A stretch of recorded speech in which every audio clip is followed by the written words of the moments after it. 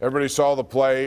It was shocking. It was so tragic, and it took the life of 29-year-old Adam Johnson, a former Pittsburgh Penguin, playing overseas. I mean, the video is just incredible to watch, and I can't believe something like that happened. When I heard it, a freak accident, Jeff, I thought, okay, somebody got plowed into, the skate up, came up in the air. Something at the net. It didn't look like that at all. I just want to get your impressions of what you saw on the ice, and reckless is the word that comes to mind for me. I know guys play hard, and some guys are fiery. We've seen them as Penguins and against Penguins. Putting your skate up in the air like that is ridiculous. Yeah, you hesitate to call it dirty, but it certainly is reckless. And, you saw the attention, the net guards being introduced in practice, net guards being introduced at lower levels. I think this is going to spur on some action throughout hockey. I hope so. Thoughtless, maybe add that to the pile. I mean, I have a tough time speaking on the intent of somebody. I mean, we saw the video. It's ugly. It's gruesome, all that stuff. I do hope some good comes from it. I think it warrants a discussion. It's something I've always wondered. Covering hockey, I've seen plenty of close calls where it was completely unintentional, but a guy goes, head over heels and his skate blade kicks up and it's 2 inches away from the same exact thing happening. That's a real possibility. The game is so fast now.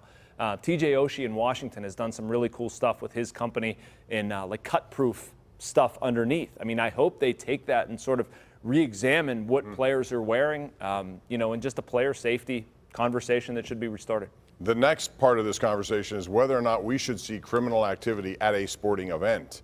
Because, again, I agree with you. I don't think he intended to kill anyone. That's not, certainly I would never say that, but he was reckless. And we've seen people go out to a bar. They don't intend to kill somebody, but they get drunk and they drive a car and they kill someone. It's reckless. So should we see it in sports? There have been instances.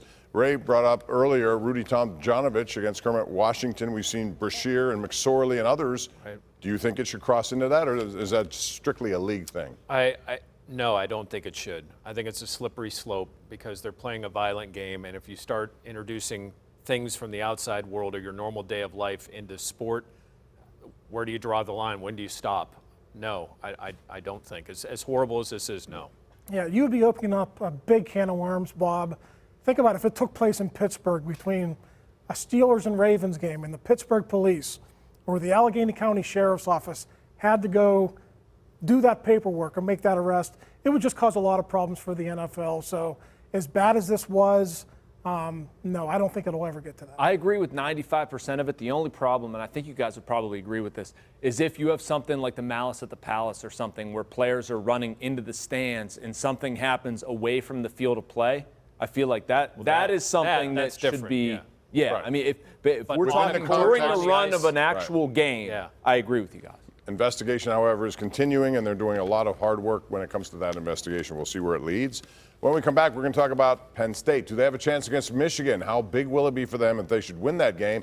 And how much blame should Pat Narduzzi get for what we see at Pitt these days? That's next.